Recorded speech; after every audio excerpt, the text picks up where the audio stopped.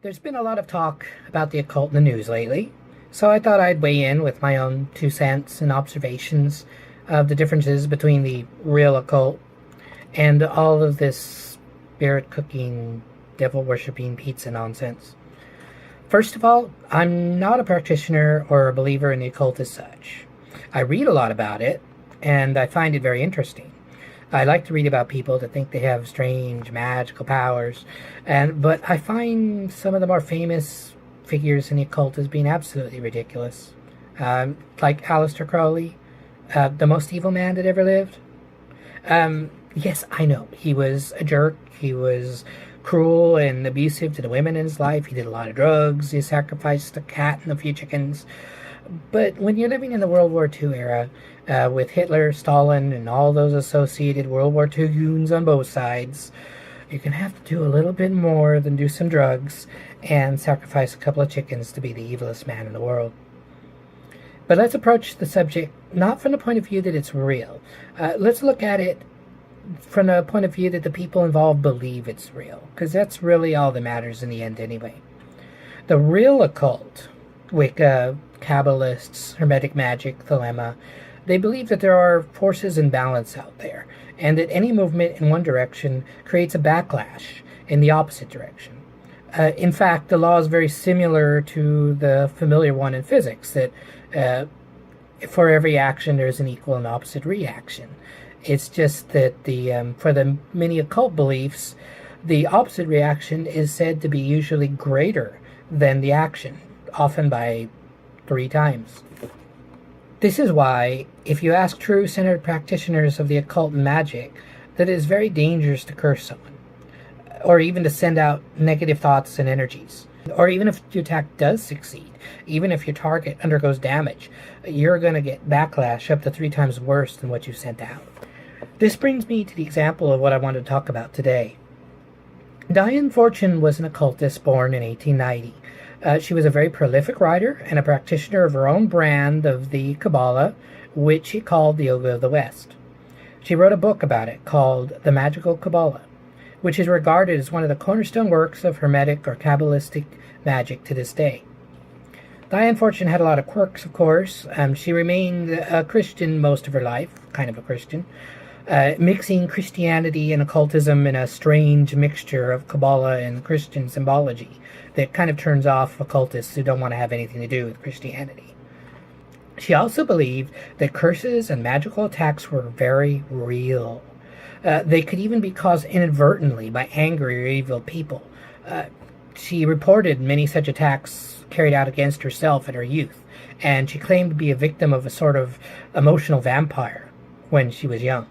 In this, she was very close to other writers that I've read, such as Colin Wilson, who also documents incidents like this.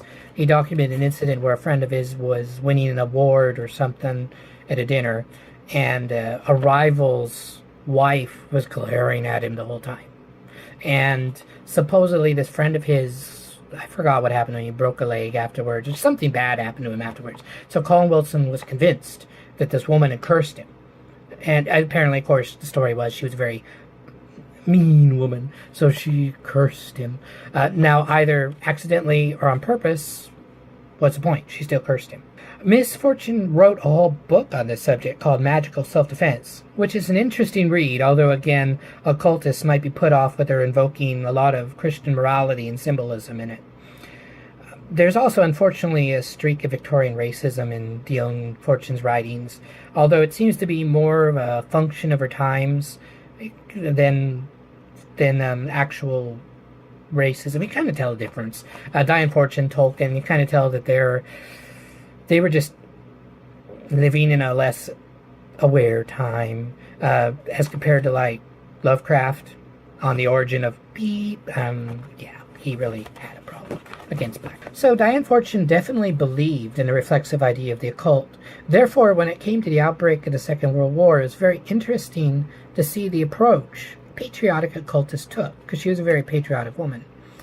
At the beginning of the war, Dion Fortune had a magical association called the Fraternity of the Inner Light. Due to shortages and rationing, as well as wartime blackouts and restrictions on travel, the members of her magical orders were not able to meet in person very well. Fortune then began a series of written dissertations, long letters written to each member, outlining a plan of action for the coming conflict. Now, there's been a lot written about cultism in the Second World War. There have been so many conspiracy theories and stories of the Nazis and the occult that even I have probably not heard about them all, and I read quite a bit about that particular subject.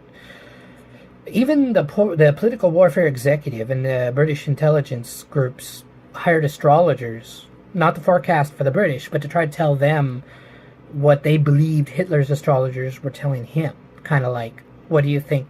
Because they thought Hitler was in astrology, which he wasn't. It was the goons around him. But they were trying to get an inside with that.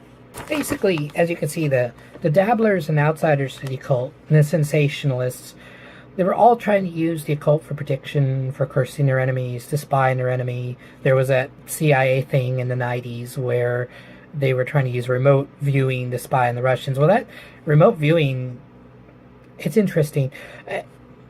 In occult circles, that's sort of a side effect, kind of.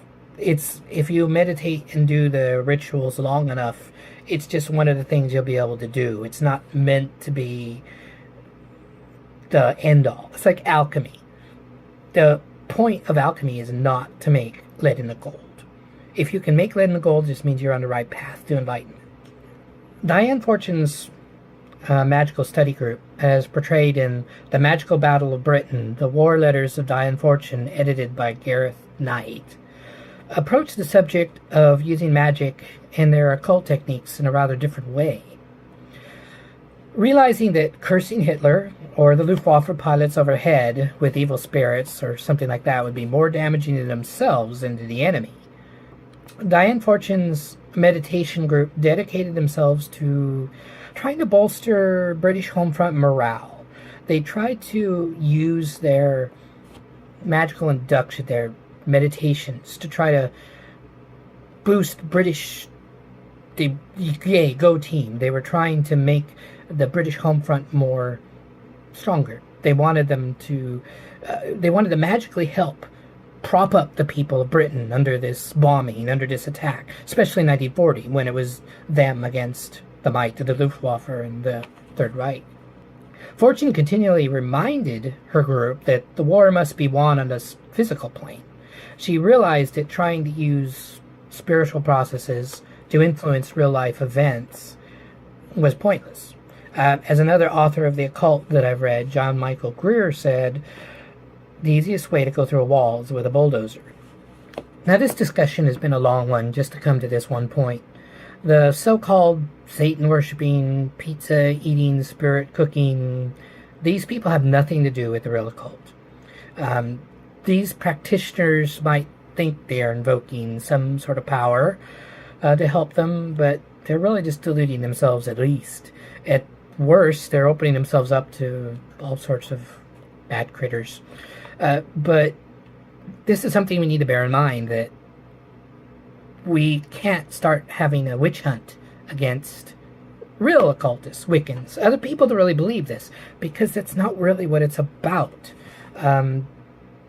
These people that are doing this, these are sick, weak, and pathetic people who have a hell of a lot of money and power, so they can do whatever the heck they want. And they're using their money and power to satiate any carnal desire that they have. And one way they seem to be doing it is by dressing up in robes and doing all sorts of weird magical ceremonies. But there's really nothing magical about what they're doing. Thank you very much for listening to this talk. I hope you enjoyed it. If you didn't, well, I hope to do better next time. And thank you very much, and have a good day.